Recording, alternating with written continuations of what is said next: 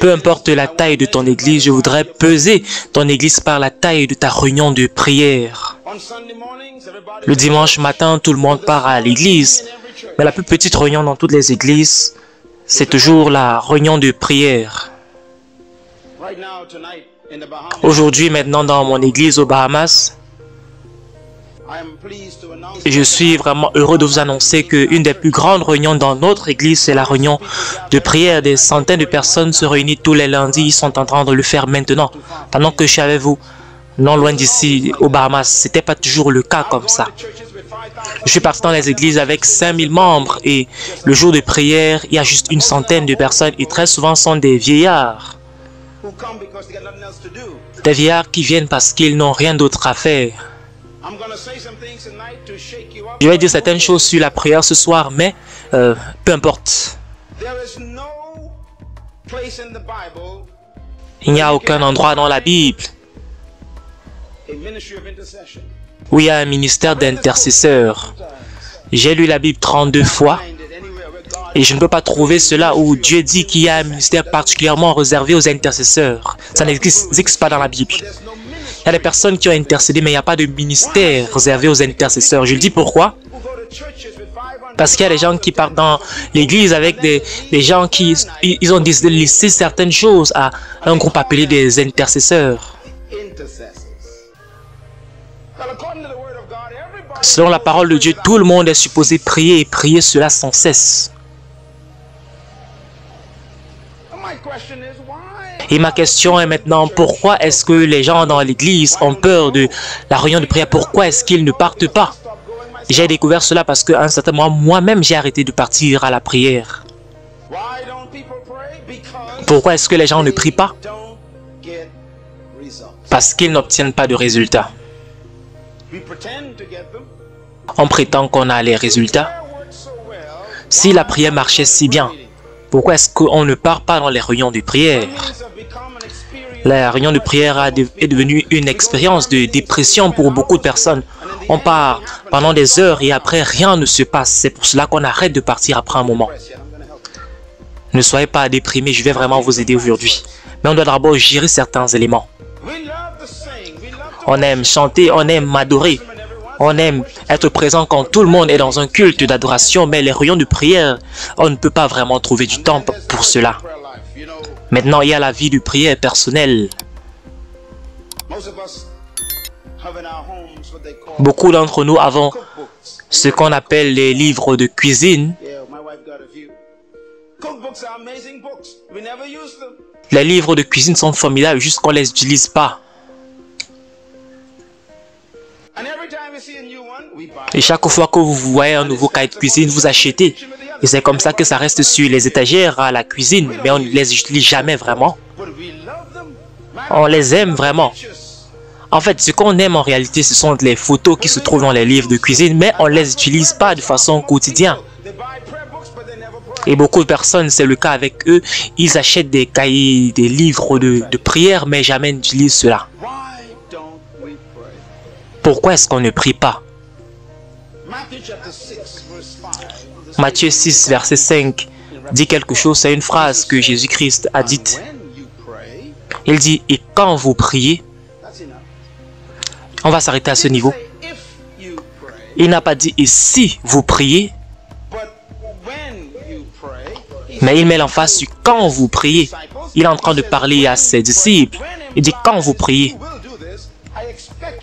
Quand vous priez veut dire que j'attends à ce que vous priez, c'est naturellement. C'est naturel que vous puissiez prier. Donc selon Jésus-Christ, notre Seigneur, ce n'est pas un choix. La prière, ce n'est pas une option selon lui, c'est quelque chose que tu vas éventuellement faire quand tu pries. Chaque chrétien sait qu'il doit prier. La plus petite réunion dans la plupart des églises, c'est toujours la réunion de prière néanmoins. Parce que la prière est considérée comme le rôle de quelques intercesseurs. Eh bien, quand est-ce que la prière est née? On va voir cela. C'est dans Genèse 1, verset 26. Je vais vous montrer la naissance de la prière. Deux mots ont donné naissance à la prière. Genèse 1, 26. Et Dieu dit, créons l'homme à notre image, à notre ressemblance. Et Dieu dit ceci, qu'il domine qu'il domine sur la terre. Qu'il domine sur la terre. J'aurais souhaité que Dieu n'ait pas dit cela. Vous savez, quand Dieu parle, ses paroles deviennent la loi. Dieu dit qu'il domine sur les poissons de la mer, sur les oiseaux du ciel et sur tout ce qui rampe sur la terre. Qu'il domine. Est-ce qu'on peut dire ensemble? Qu'il domine. Qu'il domine. C'est la phrase la plus puissante concernant la prière que vous puissiez entendre. Qu'il domine sur la terre. J'aurais souhaité que Dieu dise que nous dominions. Si Dieu avait dit que nous dominions, il devait s'inclure lui-même. Mais il ne l'a pas fait. Il a dit qu'il domine. Eux qui? Eux, l'homme.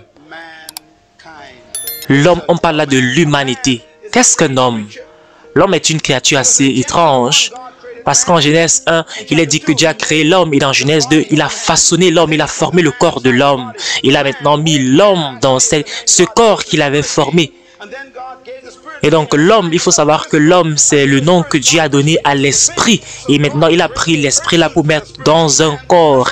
Et donc, il faut savoir que c'est cette partie homme-là à qui Dieu est en train de parler, dire qu'il doit dominer sur la terre. Dieu a créé l'homme en tant qu'esprit, là maintenant mis dans un corps pour pouvoir dominer sur la terre. Et donc, c'est ça qu'on appelle un humain. Un humain, c'est la terre et également l'esprit. C'est l'esprit que Dieu a mis dans un corps fait de terre. Un homme, c'est un mystère, c'est un esprit qui est mis dans un corps physique. Donc, un être humain, c'est l'intégration entre l'esprit, également avec le corps, c'est l'intégration du spirituel, également le physique. Dieu est un esprit qui vit dans un corps. C'est ça qu'on appelle homme, c'est ça qu'on appelle humanité. Donc, quand Dieu nous met dans un corps, il est en train de mettre l'homme là dans une terre, dans un corps fait de terre. C'est cette créature à qui Dieu dit qu'il domine sur la terre. Donc la seule créature qui a le droit, le rôle légal, le droit légal de vivre sur la terre, c'est l'être humain. La seule créature qui a le droit légal de régner, de dominer sur la terre, c'est l'homme. La seule créature que Dieu a donné l'autorisation de régner sur la terre, c'est l'homme. Donc tout esprit qui n'a pas de corps est illégal sur la terre. Écoutez-moi très attentivement.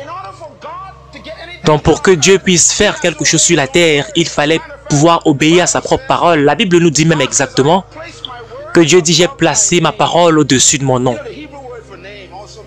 Vous savez, le nom, le mot nom en hébreu veut dire l'être. En hébreu, le nom de quelque chose, c'est cet être, c'est cette personne-là, c'est cette chose. Donc, quand il dit il a placé sa parole au-dessus de son nom, c'est qu'il a placé sa parole au-dessus de lui-même. Il ne va pas violer sa parole. C'est ça qui rend Dieu vraiment fidèle. Il garde sa parole, mais il garde sa parole non pas seulement à toi, mais à lui-même. Donc, il dit, je vais être saint, je vais obéir, je vais honorer ma parole. Donc, j'ai promis de ne pas violer ma parole. C'est ainsi que je ne peux pas venir sur terre en tant qu'esprit.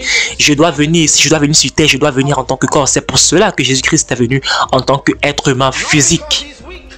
Non pas parce qu'il est faible, non pas parce qu'il n'est pas puissant, non pas parce qu'il n'est pas fort, mais parce qu'il est très fidèle.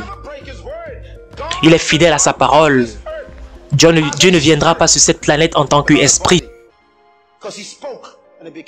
En tant qu'esprit sans corps, il a parlé, c'est devenu une loi. Par conséquent, si quelque chose va être fait sur la terre légalement, cela va se faire par l'esprit avec un corps, un esprit avec un corps. Dieu ne peut pas interférer sur la terre sans un être humain. Qu'est-ce que c'est que la prière? J'ai défini la prière ainsi. Je vais essayer autrement. Je dis la prière, c'est Dieu qui reçoit l'autorisation de l'homme pour pouvoir interférer sur les affaires de la terre. Si vous lisez la Bible attentivement,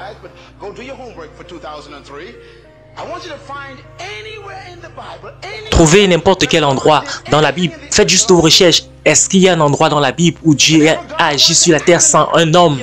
Ça n'existe pas. Toutes les fois où Dieu voulait agir sur terre, il devait utiliser quelqu'un qui vit sur terre. Dieu ne t'utilise pas parce que tu es trop pur. Il t'utilise parce qu'il est très fidèle à sa parole. Parce qu'il est piégé par sa propre parole.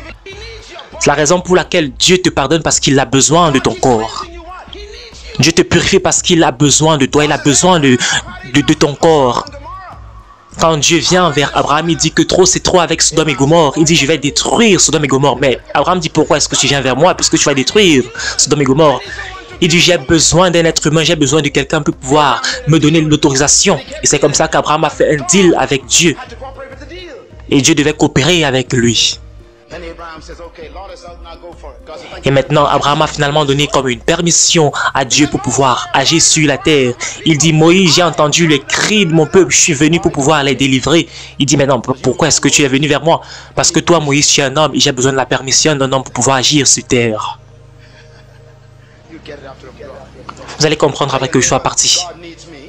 Dis à ton voisin, Dieu a besoin de moi pour pouvoir impacter ma ville. Dieu a besoin de moi pour impacter ma ville.